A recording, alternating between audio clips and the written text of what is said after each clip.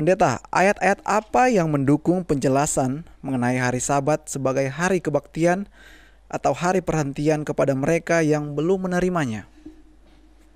Silakan Pendeta. Terima kasih kepada Evi Palapesi. Jadi karena ditanya ayat-ayat yang mendukung, jadi kita mau sebutkan beberapa ayat saja. Karena pertanyaan tentang hari Sabat ini sudah beberapa kali juga ditanya dan mungkin akan terus ditanyakan, tapi pertanyaan ini sangat spesifik yaitu tentang ayat-ayat. Okay. Yang mendukung mengenai hari Sabat sebagai dua hal dalam pertanyaan tadi kalau tidak salah, hari kebaktian dan hari perhentian. Pertama-tama kita datang dulu kepada hari perhentian. Hari perhentian. Ayat yang pertama kita boleh berikan kepada teman kita itu Kejadian pasal yang kedua ayat yang ketiga. Allah memberkati hari ketujuh dan menguduskannya, karena pada hari itulah ia berhenti.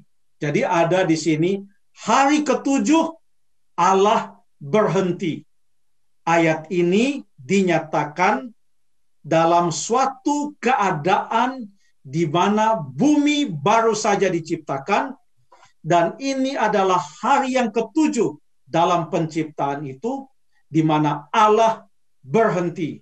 Belum ada orang Yahudi, belum ada orang Yehuda, belum ada agama Yahudi, belum ada Musa, belum ada orang Israel, dan lain sebagainya.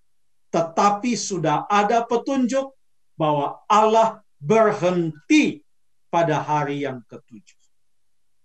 Dan inilah yang menjadi alasan, yang menjadi dasar perintah Allah dalam 10 perintahnya itu, yaitu perintah yang keempat tentang hari Sabat, Keluaran 20 ayat yang ke-8 sampai ayat yang ke-11. Saya baca saja ayat ke-8 dan ayat 11.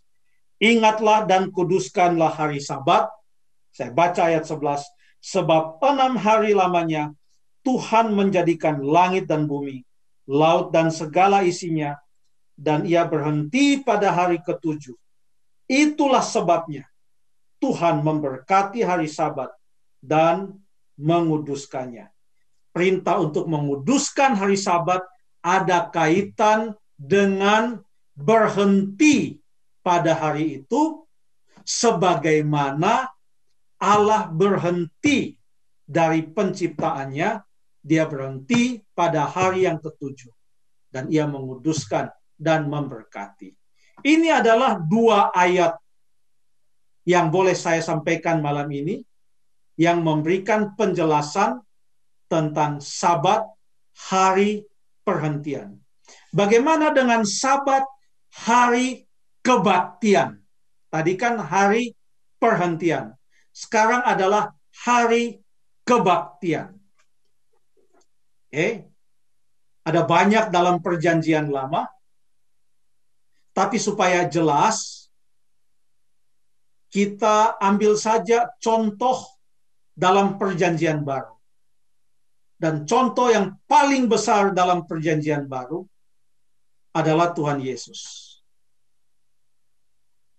Tuhan Yesus datang untuk menggenapi perintah-perintah Allah melalui apa yang ia contohkan. Kita baca di dalam Lukas pasal yang keempat, ayat yang ke-16.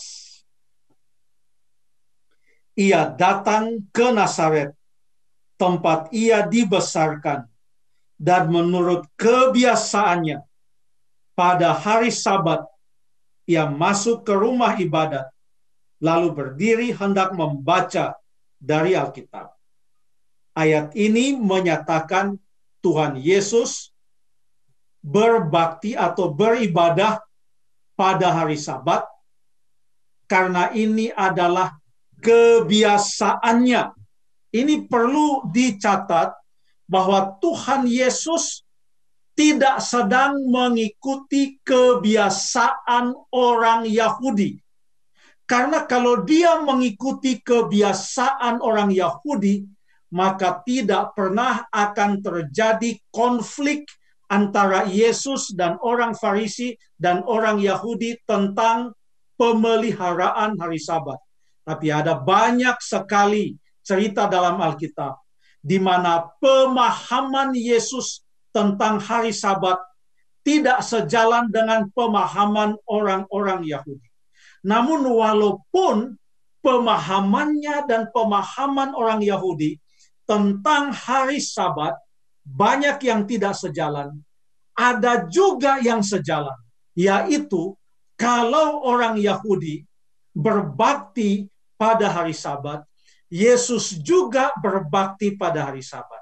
Namun pada waktu ia berbakti pada hari Sabat, perhatikan ayat ini, ia lakukan itu bukan karena mengikuti kebiasaan orang Yahudi, tapi ini adalah kebiasaannya.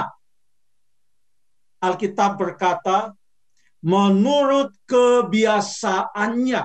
Ini adalah suatu hal yang teratur dilakukan oleh Yesus, dan ini disebutkan di Nazaret. Ingat, Yesus disebut sebagai Yesus orang Nazaret. Dia besar di Nazaret.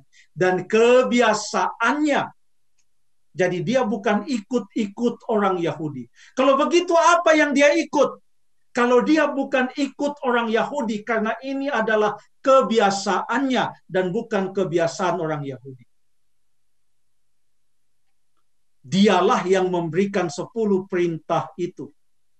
Bagaimana mungkin ia yang memberikan 10 perintah itu tidak mengikutinya?